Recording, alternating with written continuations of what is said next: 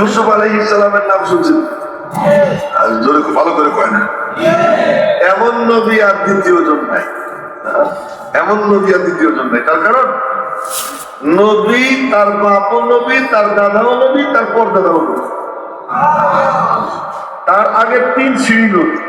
এখন আমি নাম বলতেছি, ইউসুফ ইবনে ইয়াকুব ইবনে ইসহাক ইবনে ইব্রাহিম। ইউসুফ আলাইহিস সালামের আব্বার নাম ইয়াকুব, ইয়াকুবের আব্বার নাম ইসহাক, ইসহাকের আব্বার নাম কি? ইব্রাহিম। আর ইব্রাহিম আলাইহিস সালাম 4000 নবী রাসূলের আব্বা। সুবহানাল্লাহ, জোরে কয় না সুবহানাল্লাহ। ইউসুফ আলাইহিস সালাম আল্লাহ পাক আর কারো কিস্তা বয়ান করেন, এমনি ঘটনা বলছেন, কিন্তু এই কিস্তা বয়ান করতে গিয়ে আর কোনো আলোচনাই করেন। পুরা সূরা বইরে একই কিস্তা, আর শুরুই করছেন কি একটা চমৎকার সেরা কাহিনী তোদেরকে শুনে দিয়েছি। ইউসুফ আলাইহিস সালামের কপাল, আল্লাহ তাআলা ওনার কাহিনী রসাইয়া রসাইয়া বর্ণনা করছেন।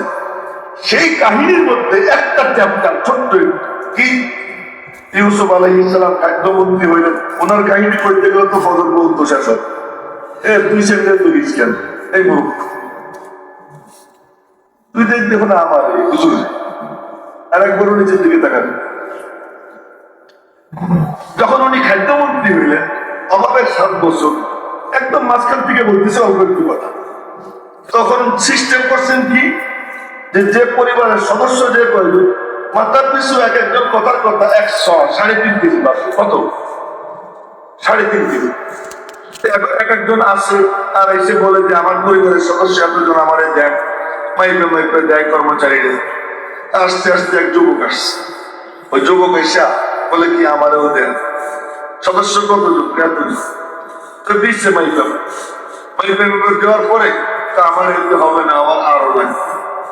তো কর্মচারীরা আরো কিছু বাড়াই দিচ্ছে, বাড়াই দেওয়ার পরে এতে হবে না, আরো দেন। তা আমরা আর দিবার পারবো না, এখন যদি দিতে হয় তাহলে ওই যে মন্ত্রীর কাছে যাও।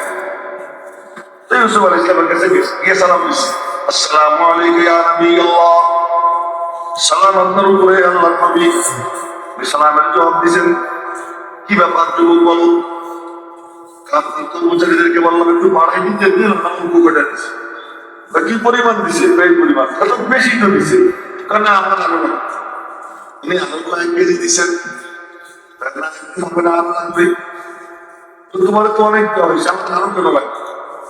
যদি আপনি আমার চিনতেন তাহলে আপনি আমারে খুশি করে দিন। শুনেন, যদি আপনি আমার চিনতেন, আমার খুশি করে দিন। তুই কে? মনে করে ছিল, মনে পড়ে আপনার আটকাইছিল, তাহা 7 গেট বন্ধ ছিল, তাহা তারপরে দৌড় দিছিলেন, গেট খুলতেছিল, শেষ গেট যে ওখানে পিছন থেকে আপনার পাঞ্জাবি টেনে ধরছিল, মনে পড়ে? তখন সামনে পড়ে যায়, পিছনে তার বউ, মাঝখানে আপনি, আর বাচ্চা আপনার সামনে। তখন তার বউ বলল যে আপনি তার সাথে আক্রমণ করতে চাইছেন, মনে পড়ে? তখন কি বলবে না বলবে এই দ্বিধাদ্বন্দ্বে ছিল। এমন সময় আপনার একজন সাফাই গেছিল, মনে পড়েনি? ছোট্ট বাচ্চা দুনিয়ায় তুলতেছিল, সে বললো বাদশা এখন তো বান্ধবীর সামনে ছিল না পিছনে ছিল, বলছিল কি? তা বলছিল, যদি সামনে ছিল হয় ইউসুফ মিথ্যাবাদী, আপনার বউ সত্যবাদী। আর যদি পিছনে ছিল হয় তাহলে ইউসুফ সত্যবাদী, আপনার বউ মিথ্যাবাদী। দেখেন বান্ধবী কোনখানে ছিল।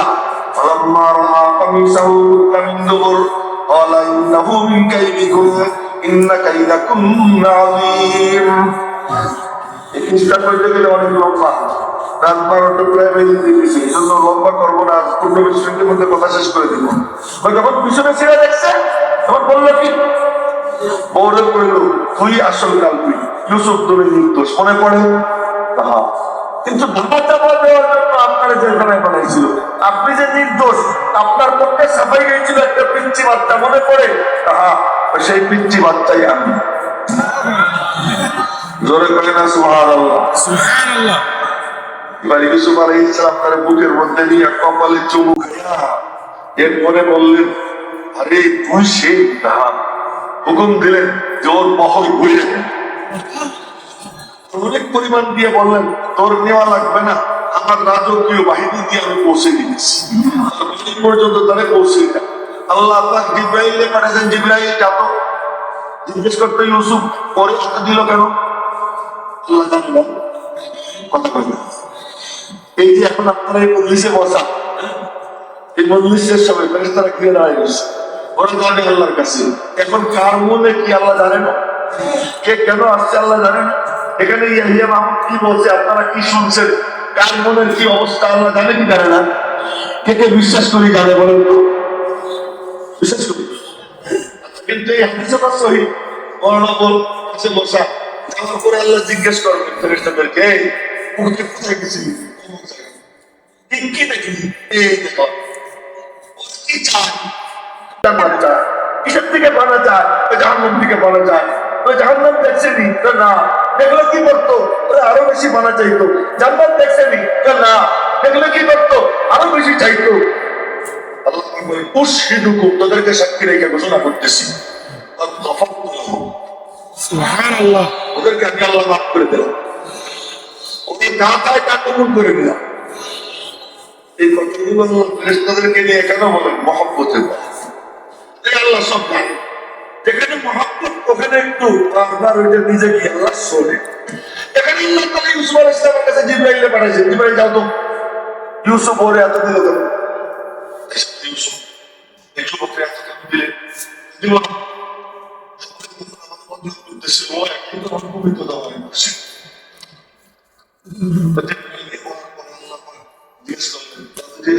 ও তোমার পবিত্র কথা বলছিল,